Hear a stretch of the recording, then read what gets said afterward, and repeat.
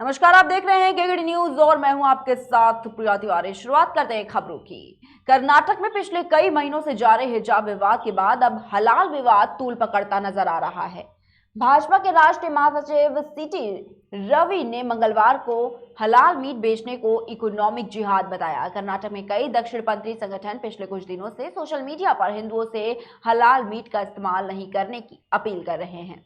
Appeal में हिंदू नववर्ष के बाद हलाल मीट का इस्तेमाल न करने को कहा जा रहा है। दरअसल उगाड़ी के एक दिन बाद हिंदू भगवान को मांस की भेंट चढ़ाते हैं और नया साल सेलिब्रेट करते हैं।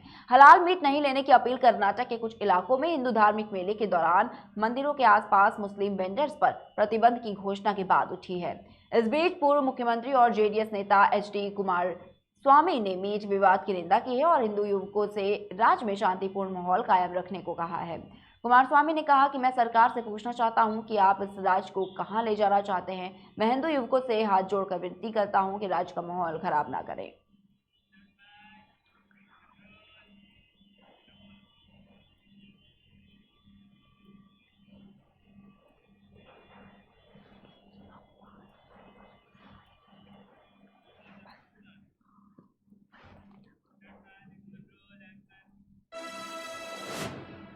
वहीं सपा प्रमुख अखिलेश यादव के चाचा शिवपाल यादव के बागी तेवरों से गठबंधन टूटना तय माना जा रहा है। ये भी चर्चा है कि शिवपाल सिंह यादव जल्द ही नई भूमिका में दिखाई देंगे।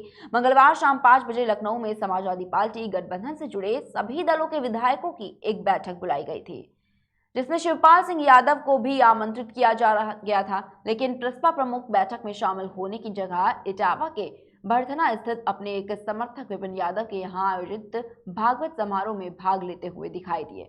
और इतना ही नहीं, शिवपाल यादव ने अभी तक विधानसभा की सदस्यता भी ग्रहण नहीं की है।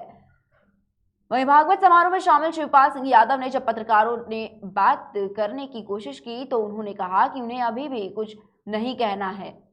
जब भी कोई बात कहनी होगी तो सभी मीडिया के लोगों को बुलाकर अपनी बात रखेंगे। शिवपाल सिंह यादव के इन सख्त तेवरों को देखकर ऐसा प्रतीत हो रहा है कि वह काफी नाराज हैं। राजनीतिक विश्लेषकों का अनुमान है कि चाचा शिवपाल सिंह यादव अपने भतीजे अखिलेश यादव से खास नाराज है और इसी वजह से वह इस तरह का व्यवहार कर रहे हैं। शिवपाल सिंह यादव का यह व्यवहार अब सुर्खियों में बना हुआ है।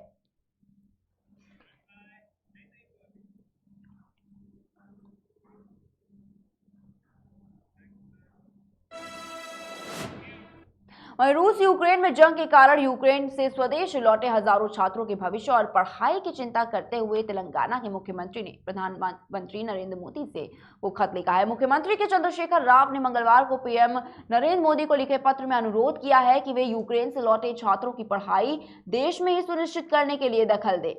प्रधानमंत्री मोदी को लिखे पत्र में मुख्यमंत्री ने कहा कि यूक्रेन के विभिन्न मेडिकल कॉलेजों में पढ़ रहे भारतीय छात्रों की पढ़ाई रूस यूक्रेन की जंग के कारण बाधित हो गई है और अत्यधिक मुश्किलों को सामना करते हुए वे भारत लौटने के लिए मजबूर हुए हैं। इसलिए रूस यूक्रेन की जंग के कारण प्रभावित यूक्रेन से लौटे मेडिकल छात्रों को स्वदेश के मेडिकल कॉलेजों में एक विशेष प्रक्रिया के रूप में अपनी पढ़ाई जारी रखने की अनुमति दी जाए। तेलंगाना के मुख्यमंत्री के चंद्रशेखर राव ने पीएम मोदी को लिखा कि 20,000 से अधिक भारतीय छात्र ऐसे हैं जो खुद के कारण यूक्रेन से विस्थापित हो गए हैं। उन्होंने कहा कि इनमें से ज्यादातर मध्यम वर्ग के परिवारों से हैं, जिनके परिवार अपने बच्चों की मेडिकल की पढ़ाई पूरी करने की किसी भी उम्मीद के लिए अपने जीवन भर की बचत को खो देंगे।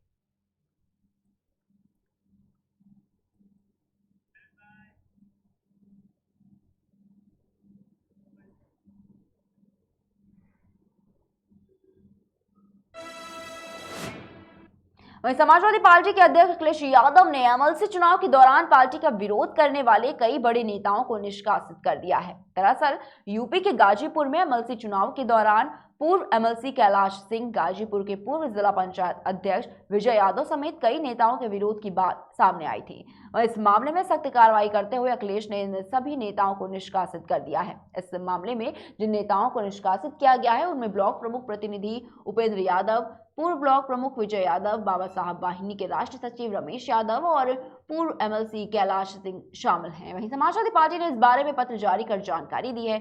इस पत्र में सपा प्रदेश अध्यक्ष नरेश उत्तम पटेल के हस्ताक्षर भी हैं। वहीं पूर्व एमएलसी कैलाश सिंह ने 3 दिन पहले ही सपा छोड़ने का ऐलान कर दिया था और एमएलसी चुनाव में बीजेपी उम्मीदवार चंचल सिंह के समर्थन की बात भी कही थी। इस दौरान कैलाश सिंह ने शक्ति प्रदर्शन करने के लिए बीडीसी, ग्राम पंचायत और ग्राम प्रधानों के साथ बैठक की थी।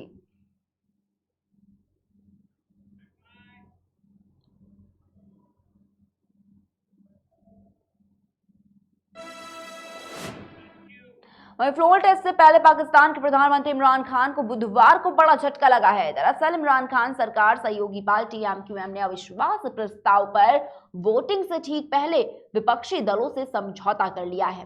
पीपीपी प्रमुख बिलावल भुट्टो जरदारी ने ट्वीट कर बताया कि संयुक्त विपक्ष और एमक्यूएम के बीच एक समझौता हुआ है। इमरान खान के खिलाफ विपक्ष ने अविश्वास प्रस्ताव पेश किया है और इस पर 31 मार्च से चर्चा होनी है। लेकिन इससे पहले एमक्यूएम और पीपीपी के समझौते के बाद इमरान खान सरकार ने बहुत कुछ खो दिया है।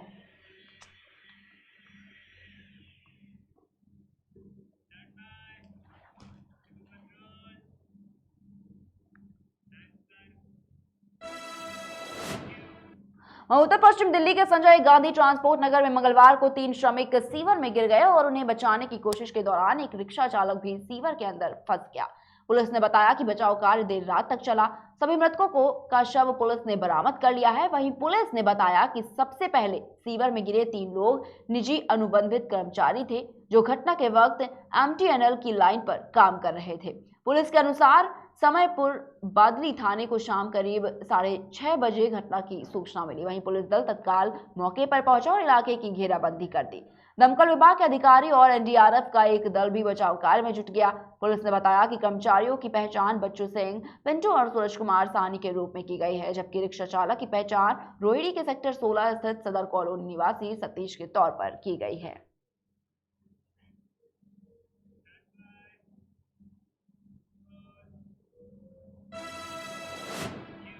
और जम्मू कश्मीर में आतंकियों के खिलाफ सुरक्षा बलों को बड़ी कामयाबी मिली है। श्रीनगर में हुए एनकाउंटर में लश्कर ए तैयबा और टीआरएफ के 2 लोकल आतंकी मारे गए हैं। ये दोनों आतंकी सिविलियंस की हत्या समेत कई अपराधों में शामिल थे। ये जानकारी आईपीजी कश्मीर विजय कुमार ने दी है। आतंकियों के साथ इस मुठभेड़ के दौरान हथियार और गोला बारूद भी बरामद हुआ है। आपको बता दें कि आतंकियों के साथ ये मुठभेड़ श्रीनगर के रहनावारी एरिया में हुई है। पुलिस और सीआरपीएफ ने मिलकर इस ऑपरेशन को अंजाम दिया। इस मुठभेड़ में मारे गए आतंकी की पहचान रईस अहमद भट्ट के रूप में हुई है। वहीं सेना के द्वारा आतंकियों के खिलाफ ताबड़तोड़ कार्रवाई भी की जा रही है, जिससे आतंकी बौखलाए हुए हैं और सेना पर हमले की साजिश भी रचते रहते हैं। हमलावर महिला ने बुर्का पहन रखा था और मंगलवार शाम करीब 7 बजे महिला ने शिविर पर हमला किया। हालांकि सीआरपीएफ ने इस हमले से हुए आगजनी पर काबू पा लिया है। मिली जानकारी के मुताबिक पुलिस ने इस मामले की पुष्टि नहीं की है।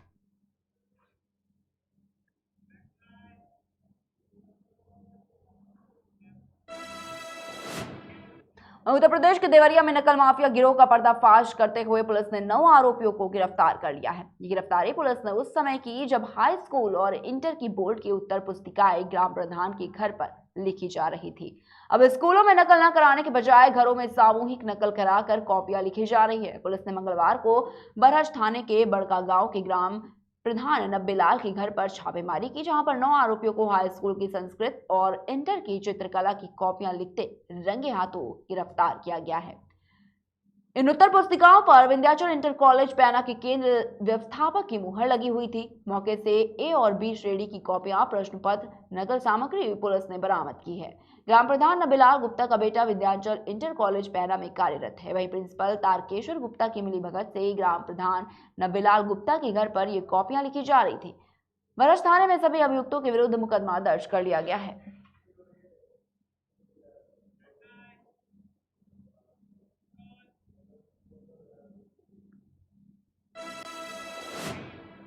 यूपी के सहारनपुर जनपद के गागलहेड़ी थाना क्षेत्र में प्रशासन ने वर्षों से कब्जा की गई हिंडन नदी की 150 बीघा भूमि को कब्जा मुक्त कराया है।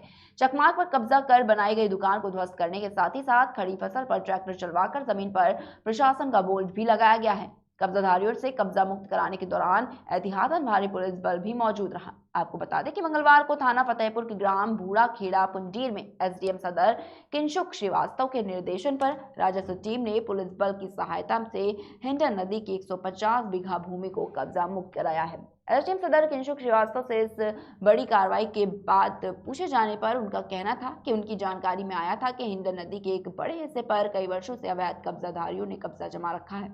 उनके संज्ञान में आने पर उन्होंने टीम गठित कर कार्रवाई की। वहीं साथ ही उनका कहना था कि एंटी भूमाफिया अभियान अभी और बड़े पैमाने पर चलाया जाएगा और सरकारी जमीनों पर काबिज अवैध कब्जाधारियों से जमीनें कब्जा मुक्त भी करवाई जाएंगी।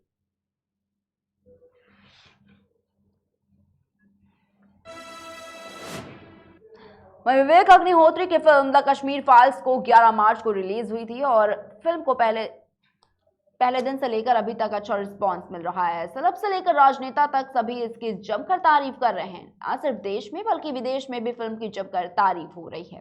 इसका अंदाजा इस बात से लगाया जा सकता है कि विवेक अग्निहोत्री और उनकी पत्नी पल्लवी जोशी को ब्रिटिश संसद में आमंत्रित किया गया है। विवेक वहां कश्मीरी पंडितों के बारे में बात करेंगे। एक इंटरव्यू के दौरान विवेक अग्निहोत्री ने बताया कि मेरी पत्नी पल्लवी जोशी और मुझे ब्रिटिश संसद में बुलाया गया है। हम अप्रैल में वहां जाएंगे और कश्मीरी पंडितों के बारे में बात करेंगे। वहीं फिल्म कश्मीर फाइल्स को कश्मीर पंडितों पर हुए अत्याचार और नरसंहार को दुनिया के कोने कोने तक पहुंचाने के उद्देश्य के लिए बनाया गया। मुझे इस बात की खुशी है कि हम अपने उद्देश्य में कामयाब हो रहे हैं। विवेक ने आगे कहा कि फिल्म की दुनिया के कोने कोने तक पहुंच रही है। इसके लिए हमने कुछ नहीं किया क्योंकि लोगों को प्रभावित करने की शक्ति हमारे पास नहीं है। ये सब ईश्वर के हाथ में है। हम बस एक माध्यम हैं।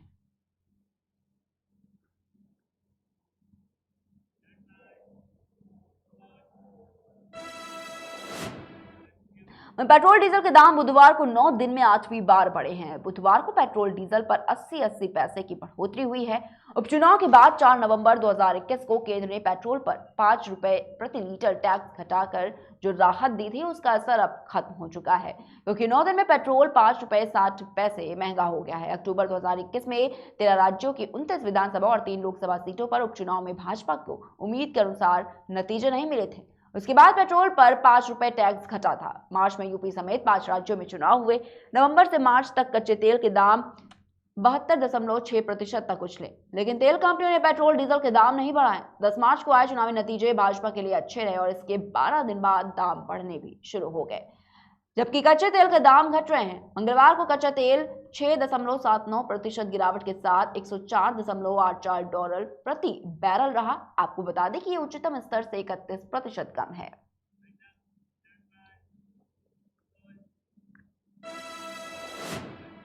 फिलहाल के बुलेटिन में इतना ही। बने रहिए केकेडी न्यूज के साथ।